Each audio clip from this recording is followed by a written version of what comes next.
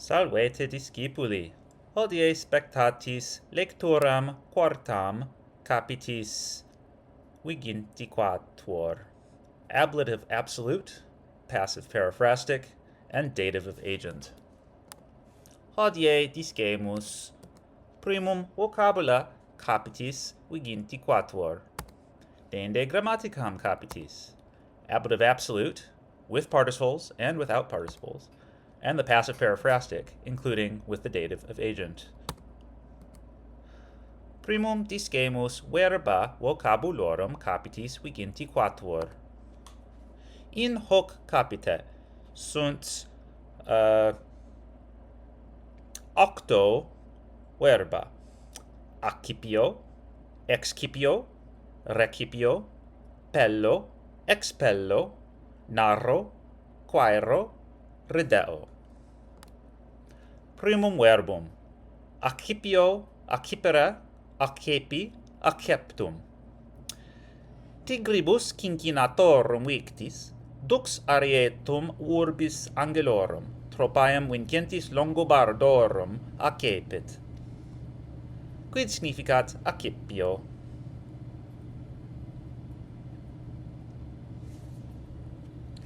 Ecce dux arietum, ecce tropaeum vincentes Longobardorum.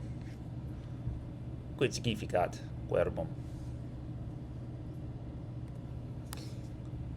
Proximum verbum: excipio, excipere, excepi, exceptum. Has tres res, omnes habere non potes. Una tibi excipienda est. Quid significat excipio? Ecce tres res: labor, amici, somnus. Una tibi excipienda est.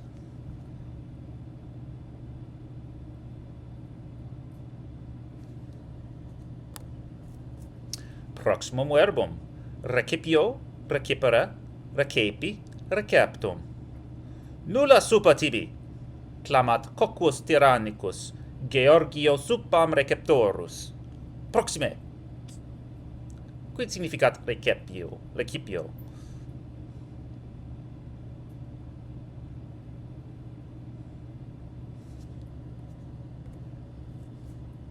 Proximum verbum: pello, pellere, pepuli, pulsum. Terra peribus pellenda est, cecinit Horatius ille poeta Romanus.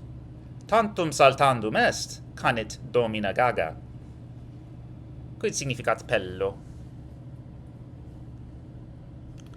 Ecce saltatrix terram peribus suis pellit. Quid significat pello?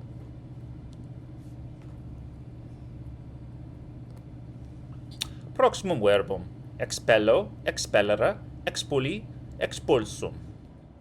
Rege ultimo ex urbe expulso, res publica Romana instituta est. Quid significat expello? Ecce rex ultimus Romanus Tarquinius superbus. Rex ultimus ex urbe expulsus est. Quid significat verbum? Proximum verbum: narro, narrare, narravi, narratum. In carmine Homeri, fabula de Cyclope et Sirenis monstris quae aliis, ab ulixe ipso narrator. Quid significat narro? Ecce ulixes, ecce sireni. Quid significat narro?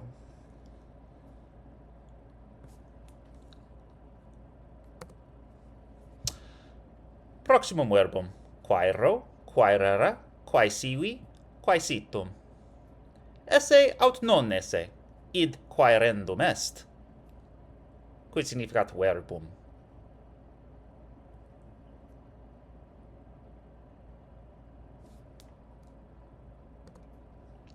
Proximum, ultimum verbum: Rideo, ridere, risi, risum. Ridetis ne me, aut mecum.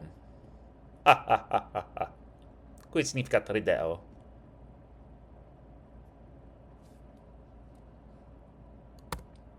Nunc discemus nomina vocabulorum capitis viginti quatuor. In hoc capite sunt sex nomina: fabula, imperium, perfugium, servus, solacium, vulnus. Primum nomen: fabula, fabulae. In Carmine Homeri, fabula de Cyclope et Sirenis monstris quealis ab ulixe ipso narrator. Quid significat fabula?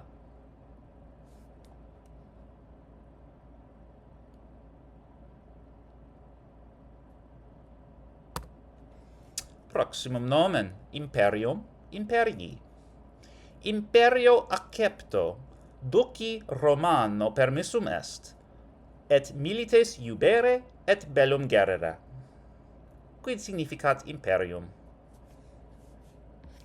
Ecce dux Romanus imperium habet. Ergo potest milites iubere et bellum gerere. Quid significat imperium? Proximum nomen: perfugium, perfugii. Viri sub umbrellis stantes perfugium e pluvia invederunt. Quid significat perfugium?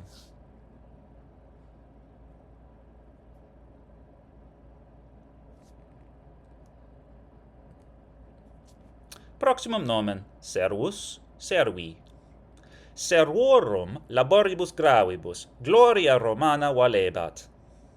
Quid significat servus?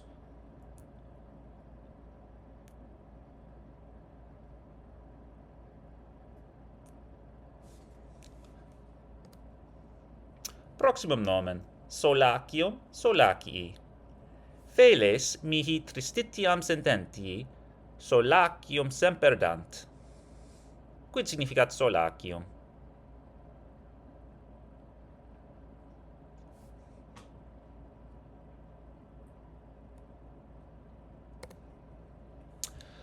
Ultimum nomen: vulnus, vulneris. Tribus e sagitis vulneribus acceptis. Borromerus ut heros verus mortuus est. Quid significat vulnus?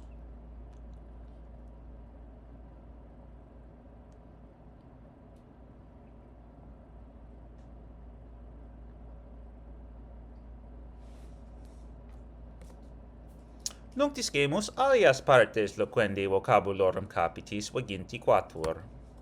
In hoc capite sunt una conjunctio ut et unum adverbium postea.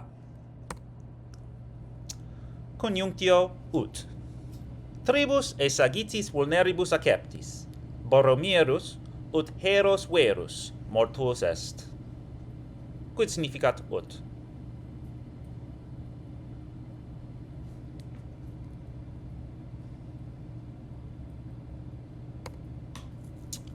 Adverbium postea. Excipe scruta ante cena. Id postea faciam. Quid significat postea?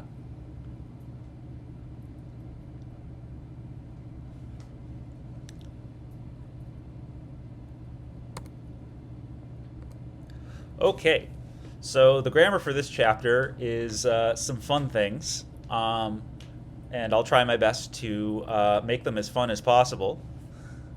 So today we start talking about the ablative absolute, which is a use of the ablative that you can only learn once you have learned participles for the most part. And it's a very interesting grammatical construction that may be a little difficult to digest, but I'll try my best to make it palatable. So basically, it is it's a sort of a verb construction using the ablative. and it indicates an action that occurs independently of the grammar of the rest of the sentence, hence the term absolute. It is absolved of all of the other grammar of the sentence. Okay? What does that mean? Well, usually you can spot an ablative absolute if you see a noun in the ablative paired with a participle in the ablative. Okay? So here's an example. Tyranno expulso, cives libertatem receperunt. Okay? With the tyrant having been driven out, the citizens took back their freedom. Now, what you see here is a phrase in the ablative. The noun tyranno is tyrannus in the ablative. And expulso, okay, is also in the ablative, matching it because it is a participle. It is a perfect passive participle of expello, which is a vocab word meaning to drive out. So expulsus as a participle means having been driven out, a perfect passive participle. And I pair it with tyrannus, okay, meaning the tyrant having been driven out. But I'm putting that phrase into the ablative, and I'm using it as an ablative absolute. So literally with the tyrant having been driven out. You can also translate it as when the tyrant was driven out, or after the tyrant was driven out. Again, this is a perfect participle, so it suggests an action prior to the rest of the sentence, to the main verb of the sentence. Okay?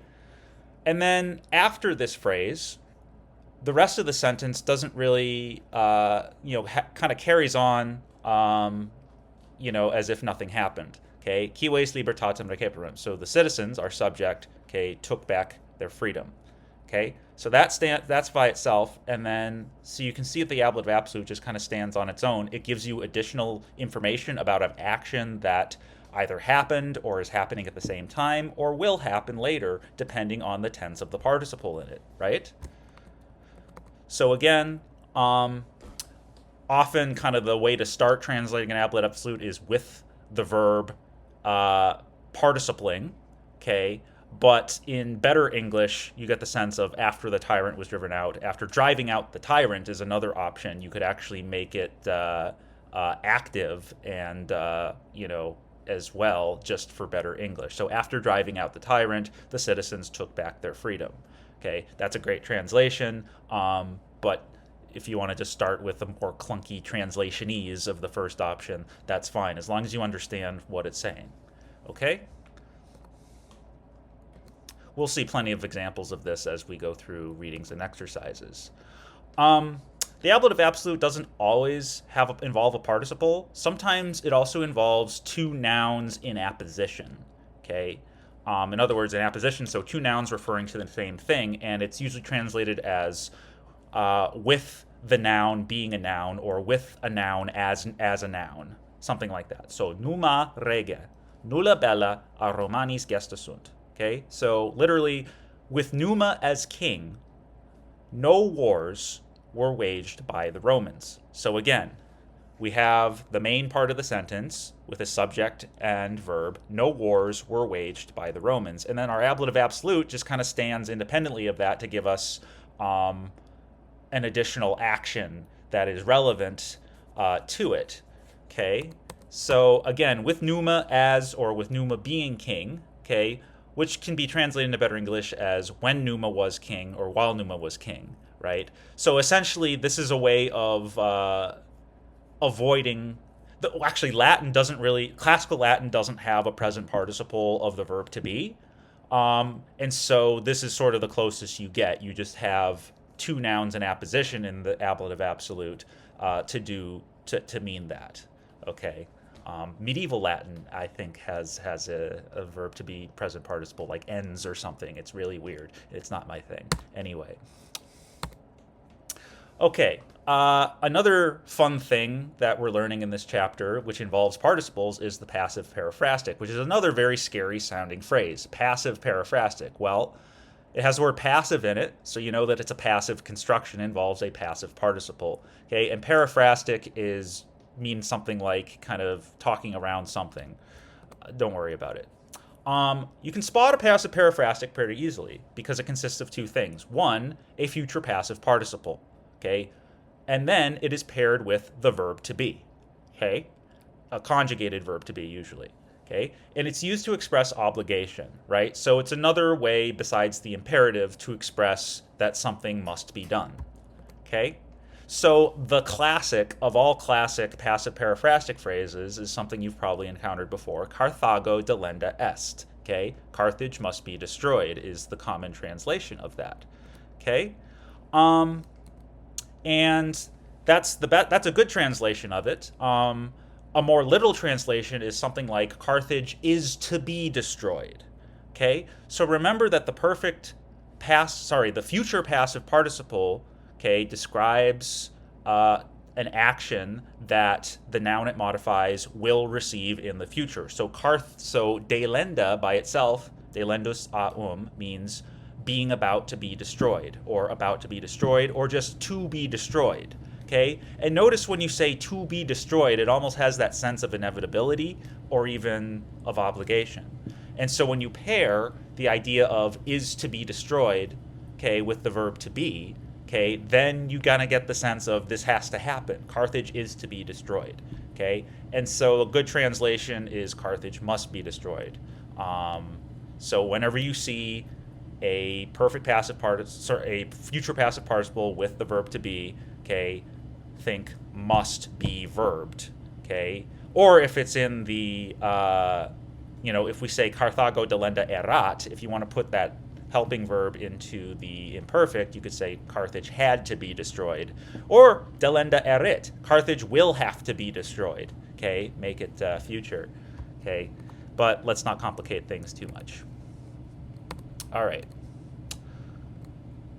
Another common thing you see in Latin using the passive periphrastic is sometimes you don't actually have a subject expressed. Okay, so if there's no noun being modified, like Carthago in the previous example, it means the verb itself must be done, is to be done, and we treat the verb as a neuter, right? So the classic phrase by the poet Horace is nunc est bibendum. Okay, it starts the Cleopatra ode because Cleopatra is dead, and everyone's rejoicing. Now we can relax and drink. Okay, let's see here. Nunc est bibendum. So literally, this means now it is to be drunk. Okay. Again, we're treating bibendum as almost a substantive of or kind of a noun version of the verb. Okay. Now drinking must be done is a slightly less literal translation of that, and beyond that, good English would say something like now we must drink. Right. Now let's drink. Now we should drink. Okay. Nunc est bibendum. You might have heard that phrase before. Okay. This is the last piece of the puzzle with passive periphrastics. What if you have a passive periphrastic and you want to express, well, who is supposed to do the thing? Okay, that's where the dative of agent comes in. Okay, so if you have a passive periphrastic construction like nunc est bibendum or Carthago delenda est, etc., you can put a noun or pronoun in the dative with it to express who must do the action. Okay, so let's say that we must destroy Carthage. Carthago nobis delenda est. Okay, Carthage is to be destroyed by us, or Carthage literally is for us to be destroyed. Now you're wondering, why don't we just use an ablative of agent? Carthage must be destroyed by us. Well, it doesn't actually work that way. That's not what the Romans did. They use the dative because think of it as we are being handed the obligation, or whatever noun or pronoun is being handed the obligation as sort of an indirect object of the task at hand, right? They're being handed the task. Okay, so Carthage is for us to be destroyed, right? A better translation would be Carthage is to be destroyed by us, okay? And Carthage must be destroyed by us. Or the best English is we must destroy Carthage. We can just turn it around and make it active, and it's a punchier phrase in English. Okay? So again, passive periphrastic. Okay, you have a future passive participle with the verb to be. and it expresses obligation, and the dative of agent tells you who is obligated to do who is handed the obligation. Okay, so we will practice this plenty. We're going to see it plenty, and it brings together a lot of the things we've been building toward with participles. So it'll get multiple birds stoned at once, as it were. All right, see you later. Wale Tis Keeply.